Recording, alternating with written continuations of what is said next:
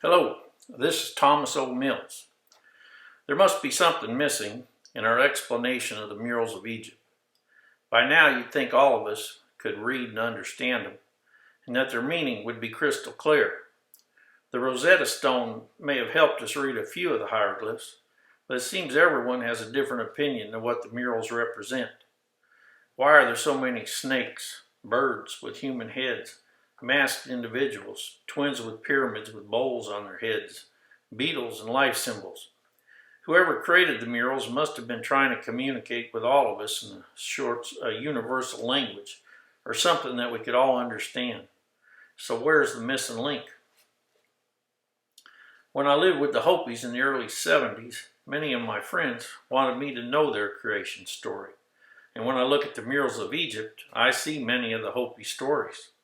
So let's start with a few basics and see if we can understand this large mural from the Valley of the Kings and Ramses tomb when we get finished. This first mural shows a group of 4 snakes in the middle, and there's 12 wobbles in each of the main 4 wobbles. There's 12 small wobbles. To me, that would represent the 12 constellations, and we went through them 4 times.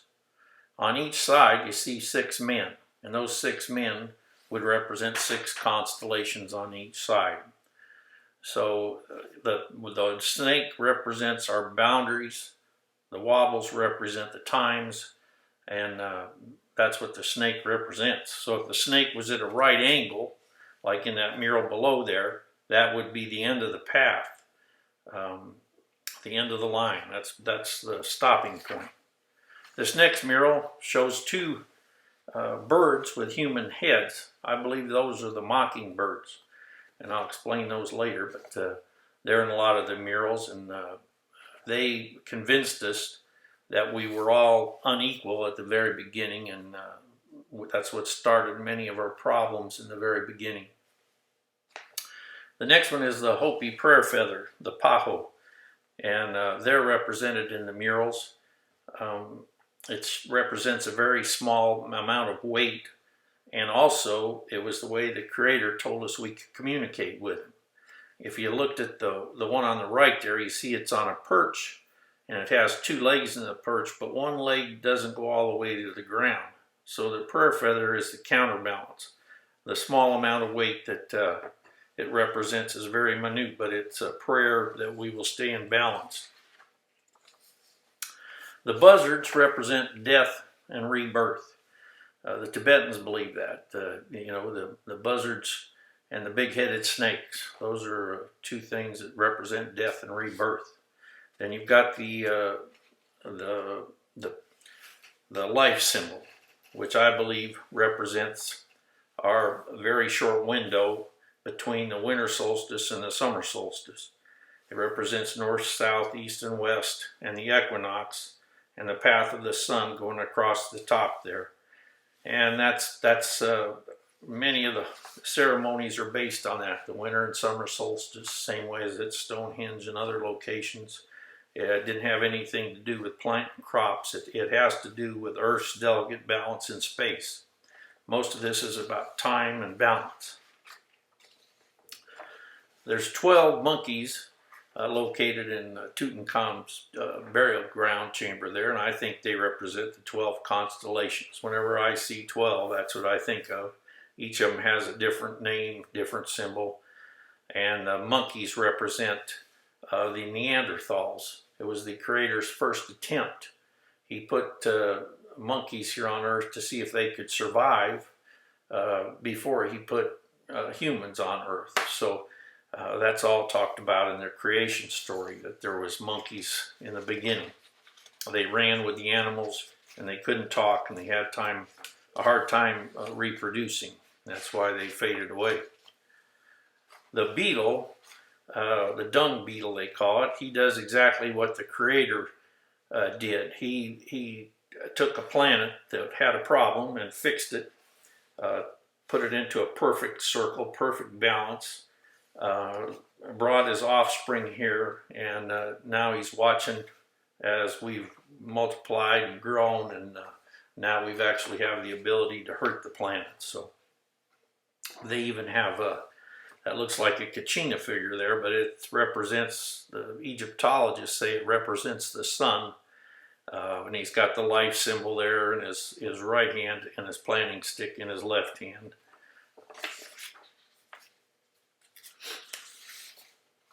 So the next one is there's many pictures and murals of balances in Egypt. They are all about balancing things. And you can see that I'll explain all these figures and why they have the balance. It's a tool for us to learn an important lesson about the earth and its delicate balance in space. Now, when the creator left here, he left his nephew and a female companion named Spider Woman. And many of the murals have those two figures in them. I'll tell you when we see them and what they're doing. And then the Hopi creation story says that after the creator fixed the earth's delicate balance, two twins formed on each pole, one on each pole. I believe those represent our polar ice caps, and the one with the pyramid on her head was for balance, the weight of the pyramids, and the one with the bowl was for vibration. The vibration is on the south pole, and the pyramid is on the north pole. The next one here is the four sons of Horus, but they also resemble the Hopi Kachinas. They have the hawk and the dog and the jackal, and I believe that they represent the first world, second world, third world, and fourth world. And when you see those figures, then you know what world we're talking about. You can see that the snake is over the top of that, the bottom mural there, and he has 7 wobbles over his head, and we've used 4 of them. The creator said he would try 7 times to populate the planet. We've already gone through 4. This is the 4th world by Hopi count. So we're getting ready to enter into the 5th world. And this pedestal, you see that in many of the murals. You can see that it's been used 3 times. In the bottom, there's 7 more to go. They represent, you know, the 3 ages we've been through, and this is the 4th one. And you even see it inside the life symbol with the planting stick there. It's all representing Earth's delicate balance. And you can see that the creator is handing the balance to one of the twin with the pyramid on her head. And the human being is down below it. If the pyramid, the twin with the pyramid on her head can't support the weight, then the little individual down below is going to be crushed. So, I said the Hopis believe we were all created equal and at the same time, and I believe that place was in Egypt. And if you look at the Book of Gates, you see there's 4 representations of the white, the black, the yellow, and the red man. And the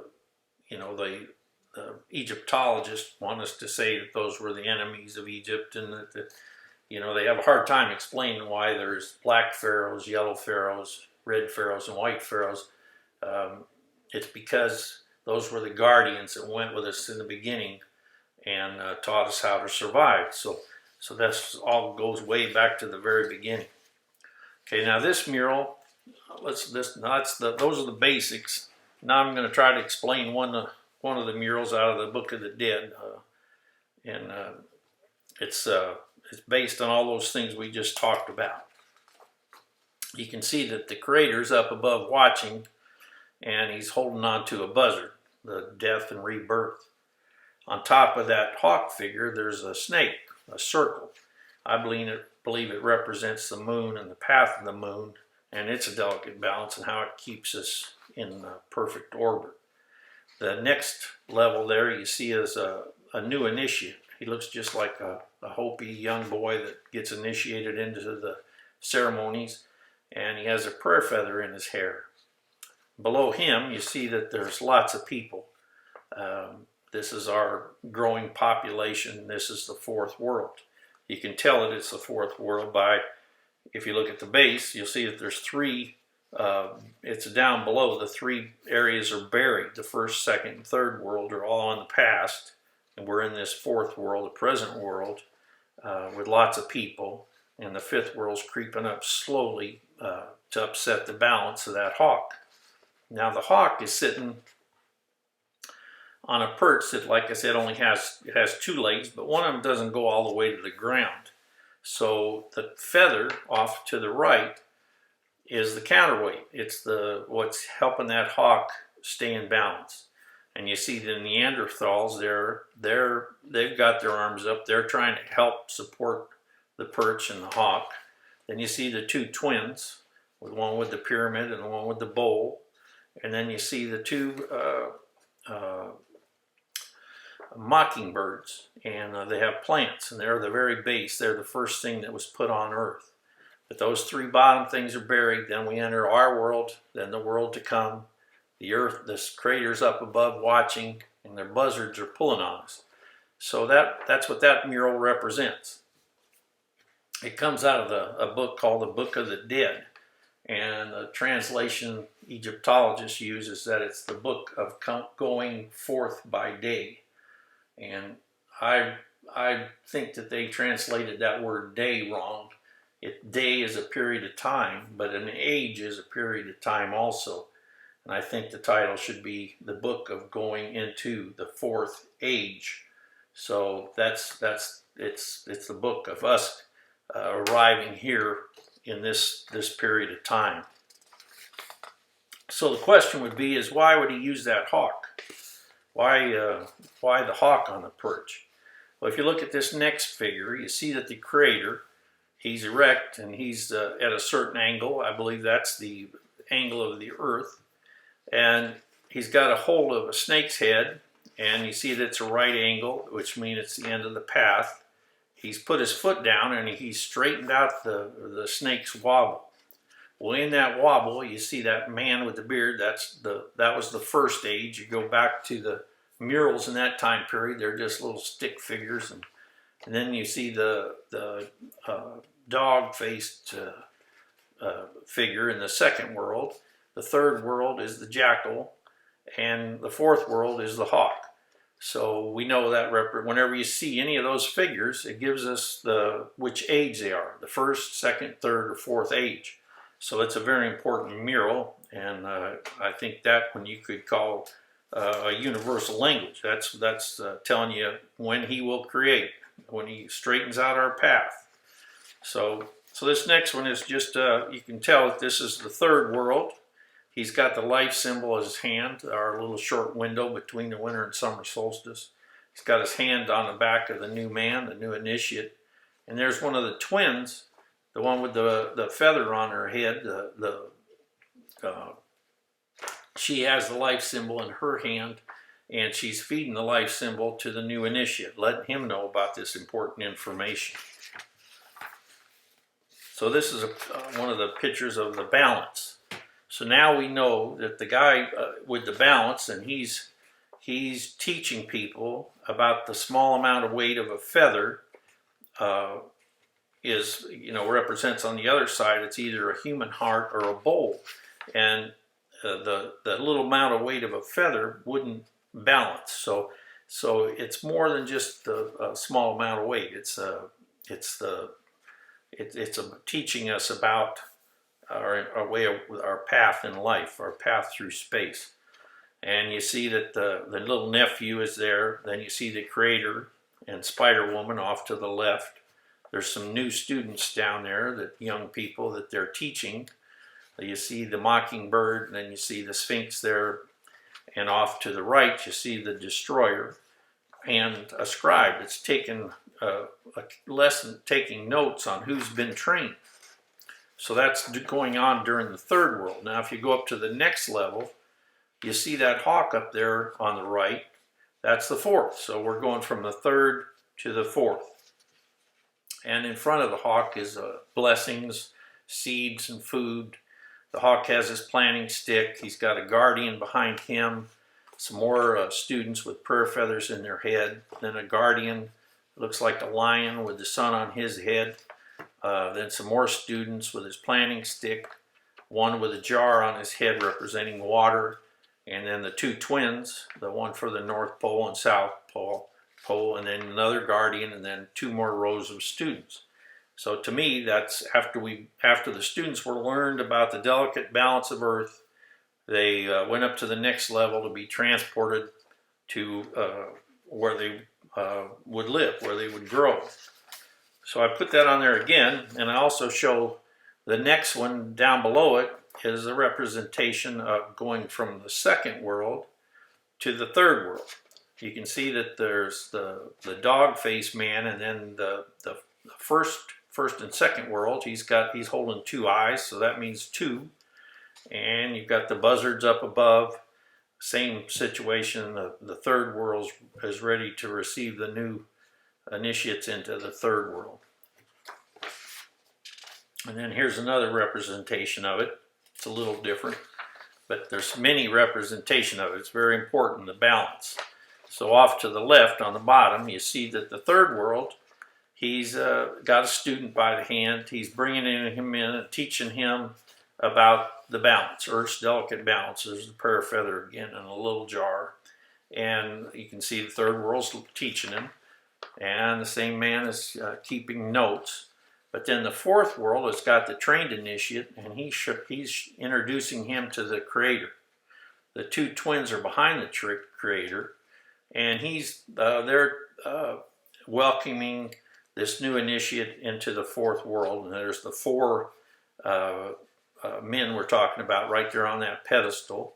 The buzzard's flying up above, and he's bringing a prayer feather to the Creator. Their prayers are being listened to by the Creator. The two twins are behind him, and then up above you see the same thing. The hawk's up there with the moon on her head, life symbols in all their hands, and they're saying, "Wait, we're still training people. Hold on, don't leave just yet." So it's another representation of the same thing. In this mural, the life symbol has two human hands, and they're balancing the moon up above, and you can see the three monkeys on each side, and the same thing, the two twins, and they've got that life symbol supported under the backbone. We call it. It's a pedestal, and those three areas in the pedestal represent the spines of the backbone, and you can see we're on the fourth one. So, and that's represented, over and over again. The one below it shows the same thing, hawk with the moon on his head, but this time he's got three monkeys behind him. He's looking straight at one monkey, and then there's three more monkeys. So that's telling me that this is the fourth world. There's three in the behind him. The third world, he's looking at the fourth world, and there's three more to come. And he's floating, that's the weight of the feather, above the pedestal, and the two twins are on each side of the pedestal. In this mural, you'll see the beetle is in a boat. There's four people in front of him, representing this, the fourth world, and there's three worlds behind him. And he's getting ready to turn over the moon, and you see that the people are coming down, are going to be rotated around the moon. And the nephew's underneath him holding the boat. So it's all about time and balance, and that beetle there represents rotation. So this mural's on the inside of a wall, decorated on a wall, and there you have that same sun figure with the beetle on his face, holding the life symbol and his planting stick. And he's got his back to one of the twins and the fourth world. And she's helping him, got his back, and he's got the life symbol and the planting stick with him. This mural, I kind of described it earlier, but the Creator's handling the twins, one of the pedestals with the three. It's in the third world, and below that you see the two twins are both rolling, and then you have, it looks like the first world has passed away, and the third world is getting him prepared for the afterworld. But the two twins are on each side, and they both are rolling something, the earth. When you look at the jewelry over there, you see the same thing. The pedestal in the middle with the sun and the moon, the red and the blue snakes, and then this representation, the twins are actually flying. And then the next one down below, the twins are holding the beetle, trying to control it, you know, from upsetting the earth. You see the snakes on both sides, and then the moon up above, and the sun, and our path. This mural is an illustration. It shows at the bottom, you see that death, and it's been gone up to heaven 3 times. The snakes on both sides, and there's the twins. But on the next, but you see they don't have any hands. The twins don't have hands. They're not helping down there at the depth. It's already a rotation. And then on the top, there you are with the pedestal again. 1, 2, 3, 4. We're in this 4th world. And you see on both sides, the pedestal holding the prayer feathers only have one leg going down to the ground, and the other leg is, you know, it needs extra weight. It's about the weight of the earth. All right, so let's look at our mural we were talking about there. That mural, that huge mural, it's very large. It's in front of the Ramses tomb. And when you look at it, it will start up at that top row. You see that the creator's standing there, and he's looking at 8 upside down men that are rotating. 2, 4, 6, 8 of them. He promised 7. So he wanted 1 for himself, 1 for his nephew, and 7 for the worlds to come. He won't fix 8.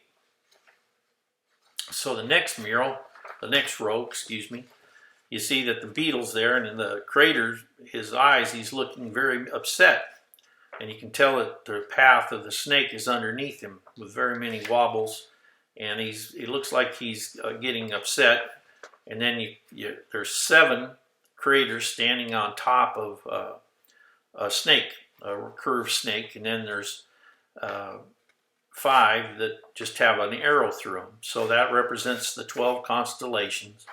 He said he would fix 7, and they're on top. The creator's up on top, and he's getting upset that he has to keep coming back, is what I'm reading there.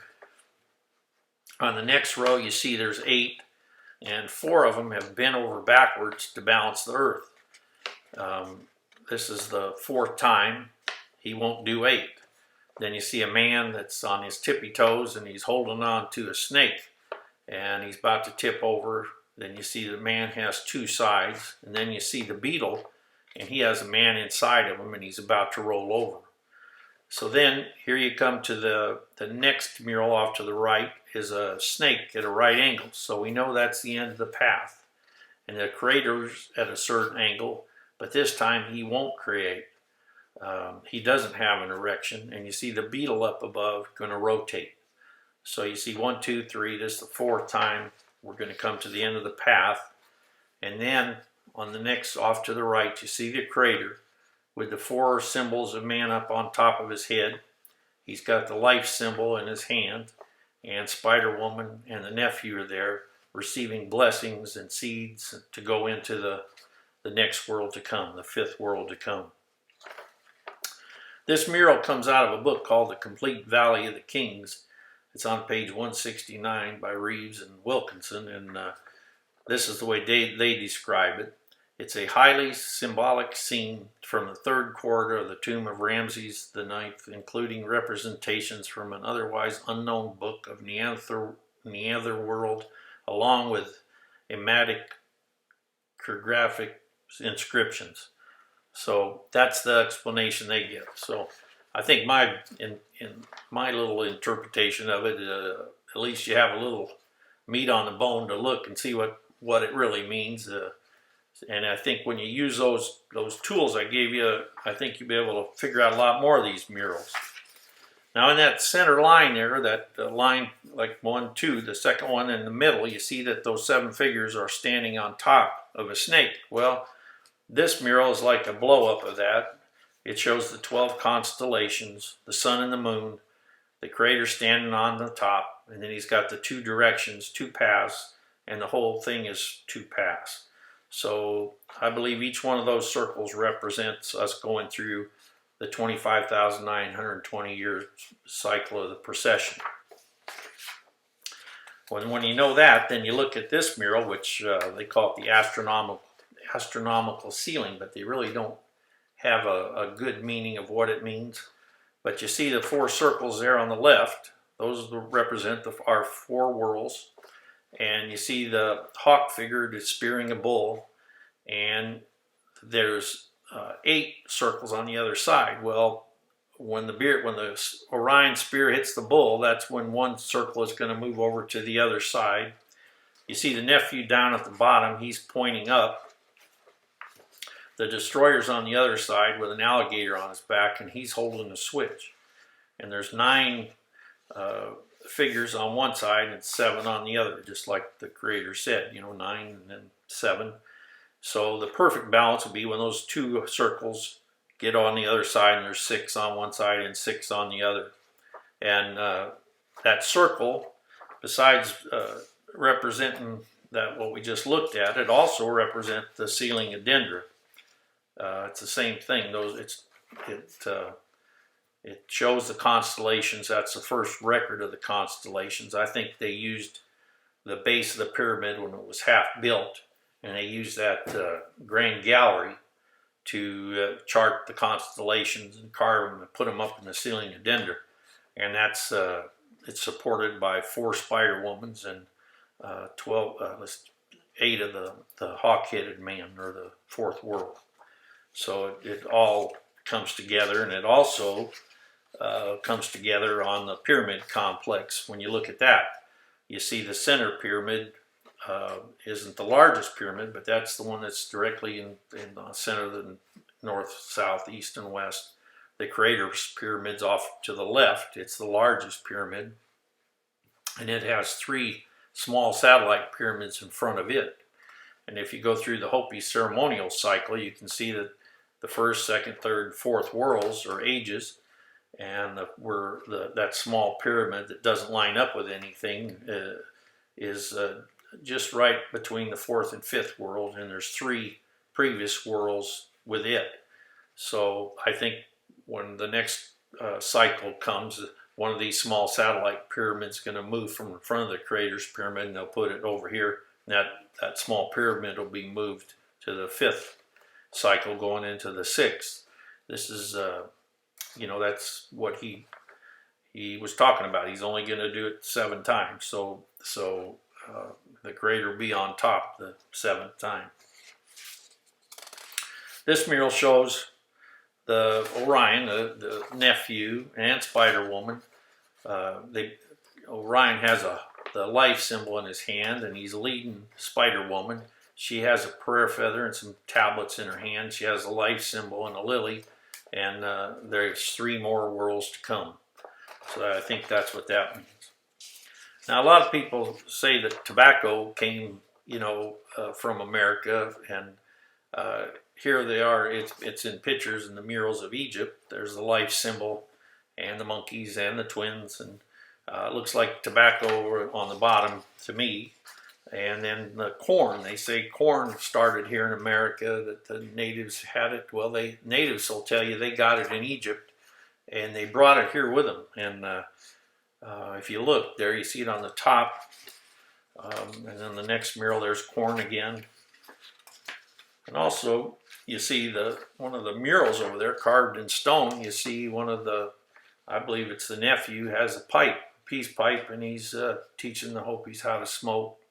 Life symbols, snakes, and all of there's the backbone behind him. All of it starts coming together. So a friend of mine, Mike Cabote, he's gone now, but this is one of his paintings, and he's showing one of the twins, they call them warriors, trying to control the serpent, the water serpent, one of the paths. That's his vision of how the polar ice caps would control our path. So that's what way the Hopis look at it. And here's the life symbol in the red man's hand. So I think the Hopis were taught that lesson very early on. So anyway, that's how I think the murals are, how you can look at the murals, and I think gives you a little better understanding. Everybody have to look at it the way they want, but I think it explains it a little better than what the Egyptologists are telling you. And if you use that knowledge and look at some more murals, I think you'll be able to figure them out. So, all right, thank you for listening.